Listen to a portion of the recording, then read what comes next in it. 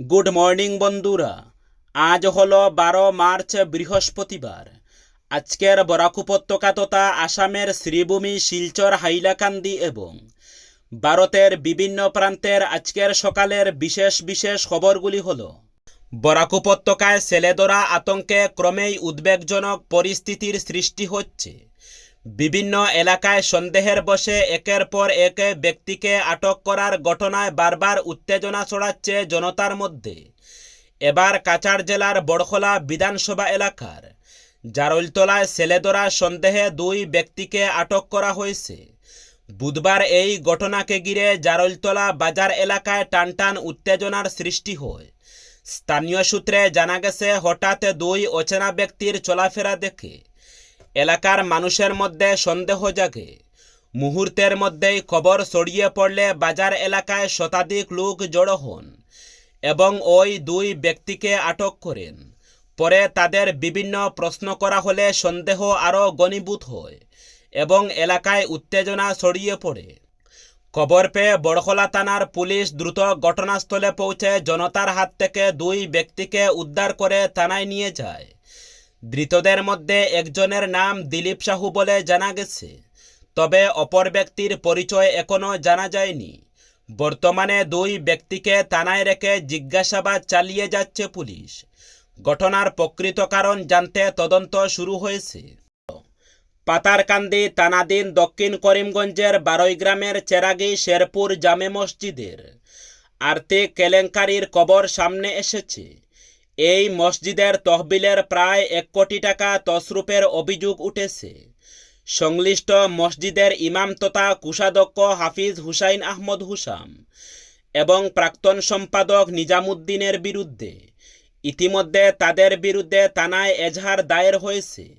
জানা গেছে, কয়েক বছর আগে এলাকাবাসীর চাঁদাসহ মসজিদের দোকান, বিটে ও জমি বিক্রির টাকা এবং তহবিলে গচ্ছিত অর্থ দিয়ে একটি আধুনিক ডিজাইনের নতুন মসজিদ নির্মাণের কাজ শুরু করা হয়। নির্মাণ কাজ দ্রুতগতিতে এগোলেও একসময় হঠাৎ করে কাজ বন্ধ হয়ে যায়। তখন মসজিদ কমিটির পক্ষ থেকে জানানো হয় যে তহবিলের টাকা নাকি শেষ হয়ে গেছে। খবরটি চাউর হলে এলাকার জনগণ রাগে অগ্নিশর্মা হয়ে ওঠেন। পরে তারা কমিটির কাছে হিসাব তলব করেন, কিন্তু এতে কোনো সঠিক হিসাব প্রকাশ করা হয়নি বলে অভিযোগ। এমনকি অভিযুক্ত ইমাম হুসাম সুকৌশলে স্থানীয়দের মধ্যে বিভাজন সৃষ্টি করার চেষ্টা করেন বলেও অভিযোগ। এর ফলে এলাকায় 2 পক্ষের মধ্যে চরম তিক্ততার সৃষ্টি হয়। পরে বিষয়টি নিয়ে মসজিদ কমিটির উপদেষ্টা সদস্য তথা ভূমিদাতা সদস্য তাজুল হোসেন সরব হন। এতে পরিস্থিতি আরও জটিল আকার ধারণ করলে বিষয়টি তৎক্ষণিক পুলিশ প্রশাসনের নজরে আনা হয়। পুলিশ তদন্ত শুরু করতেই অভিযুক্তরা আত্মগোপন করে জেলা আদালতে অগ্রিম জামিনের আবেদন জানায় বলে সূত্রের খবর। কিন্তু মঙ্গলবার আদালত তাদের আগাম জামিন খারিজ করে দেয় বলে জানা গেছে। এর আগেও নাকি অভিযুক্ত ইমাম হুসানের বিরুদ্ধে আর্থিক তছরূপের অভিযোগ ছিল।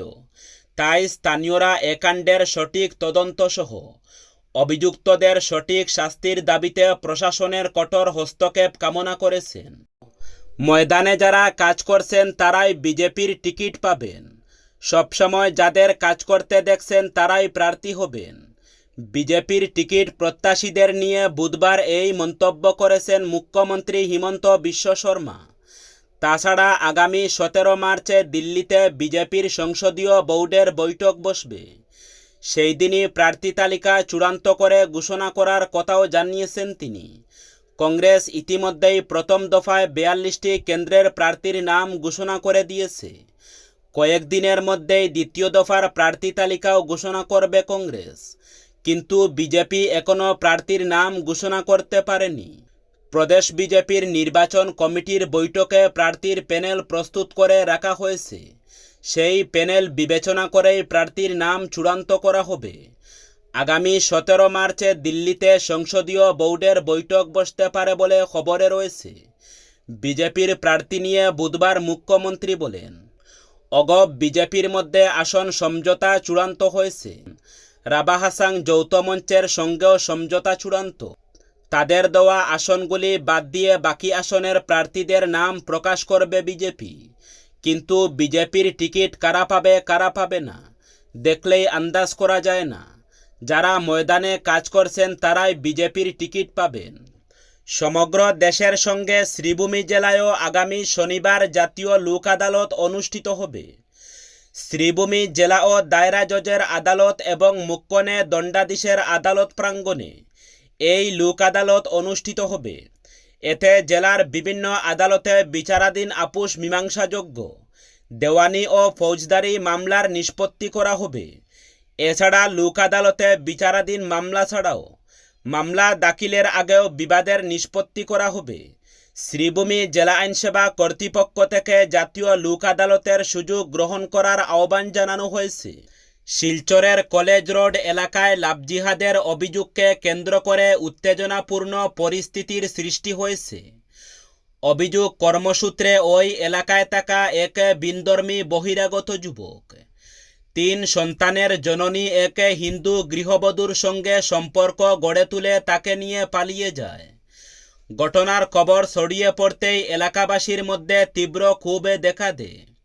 স্থানীয়রা অভিযুক্ত যুবকের বাড়িতে গিয়ে তার কয়েকজন সঙ্গীকে আটক করে জিজ্ঞাসাবাদ করেন। অভিযুক্তরা স্বীকার করে যে পলাতক যুবককে পালাতে সাহায্য করেছে। এরপর উত্তেজিত জনতা 3 যুবককে আটক করে কলেজ রোড সড়ক অবরোধ করে প্রতিবাদ জানায়। তাদের দাবি ঘটনার সঙ্গে জড়িত বাকি অভিযুক্তদের 3 দিনের মধ্যে গ্রেফতার করে কঠোর শাস্তির ব্যবস্থা করতে হবে। খবর পেয়ে পুলিশ ঘটনাস্থলে পৌঁছে আটক 3 যুবককে নিজেদের হেফাজতে নিয়ে থানায় নিয়ে যায় এবং এলাকায় আইনশৃঙ্খলা পরিস্থিতি নিয়ন্ত্রণে আসে। পরবর্তী খবরটি হল, পশ্চিম এশিয়ার সংঘাত ও হরমুজ প্রণালী ঘিরে উত্তেজনার মধ্যেও দেশে জ্বালানির ঘাটতি তৈরি হয়নি বলে আশ্বাস দিল কেন্দ্র। কেন্দ্রীয় বাণিজ্য মন্ত্রী পীযূষ গোয়েল জানান, পরিস্থিতি মোকাবেলায় বিকল্প ব্যবস্থা নেওয়া হয়েছে এবং বর্তমানে প্রায় 40টি দেশ থেকে ঘুরপথে জ্বালানি আমদানি করছে ভারত। এদিকে কেন্দ্রীয় পেট্রোলিয়াম মন্ত্রক বুধবার জানিয়েছেন, গ্যাস বুক করার পর 2 থেকে 2.5 দিনের মধ্যেই গ্রাহকদের কাছে পৌঁছে দেওয়া হচ্ছে সিলিন্ডার। তাই আতঙ্কিত হয়ে অতিরিক্ত বুকিং করার প্রয়োজন নেই। আন্তর্জাতিক বাণিজ্যের একটি বড় অংশ হরমুজ প্রণালী দিয়ে হয়ে থাকে। বিশ্বের মোটে তেল বাণিজ্যের প্রায় 20 থেকে 25% এই গুরুত্বপূর্ণ সমুদ্রের পথের উপর নির্ভরশীল। কিন্তু মধ্যপ্রাচ্যে যুদ্ধের জেরে ওই অঞ্চলে জাহাজ চলাচলে বাধা তৈরি হওয়ায় উদ্বেগ দেখা দিয়েছে আন্তর্জাতিক বাজারে। এই পরিস্থিতিতে কেন্দ্রীয় মন্ত্রী জানান, অন্যান্য দেশে জ্বালানি সরবরাহে সমস্যা তৈরি হলেও ভারতে এখন তেমন কোনো সংকট দেখা দেয়নি। জ্বালানি সরবরাহ স্বাভাবিক রাখতে ইতিমধ্যেই বিভিন্ন দেশের সঙ্গে সমন্বয় করে বিকল্প পথে তেল আনার ব্যবস্থা করা হয়েছে। সরকারি সূত্রের দাবি, দেশের মোটে চাহিদার প্রায় 60% জ্বালানি এখন অন্য পথ দিয়ে আমদানি করা হচ্ছে। পরবর্তী খবরটি হল, আসন্ন আসাম বিধানসভা নির্বাচনকে সামনে রেখে হাইলাকান্দি জেলা প্রশাসনের পক্ষ থেকে নির্বাচনী প্রস্তুতি জোরদার করা হয়েছে। এ উপলক্ষে বুধবার জেলায়ুক্তের সম্মেলন কক্ষে বিভিন্ন নির্বাচনী সেলের প্রস্তুতি পর্যালোচনা করতে একাধিক সভা অনুষ্ঠিত হয়। সকাল থেকে শুরু হয়ে রাত পর্যন্ত দফায় দফায় অনুষ্ঠিত এই বৈঠকগুলিতে বিভিন্ন সেলের দায়িত্বপ্রাপ্ত আধিকারিকরা নির্বাচনী দায়িত্ব, কর্মপরিকল্পনা এবং প্রস্তুতি নিয়ে বিস্তারিত আলোচনা করেন। নির্বাচন প্রক্রিয়াকে সুষ্ঠু ও শান্তিপূর্ণভাবে সম্পন্ন করার লক্ষ্যে গঠিত বিভিন্ন সেলের কার্যক্রম এদিন পর্যালোচনা করা হয়। জেলা প্রশাসনের পক্ষ থেকে জানানো হয়েছে, আসন্ন বিধানসভা নির্বাচনকে স্বচ্ছ, শান্তিপূর্ণ ও গণতান্ত্রিক পরিবেশে সম্পন্ন করতে সব ধরনের প্রস্তুতি গ্রহণ করা হয়েছে এবং আগামী দিনগুলিতে প্রস্তুতি আরও জোরদার করা হবে।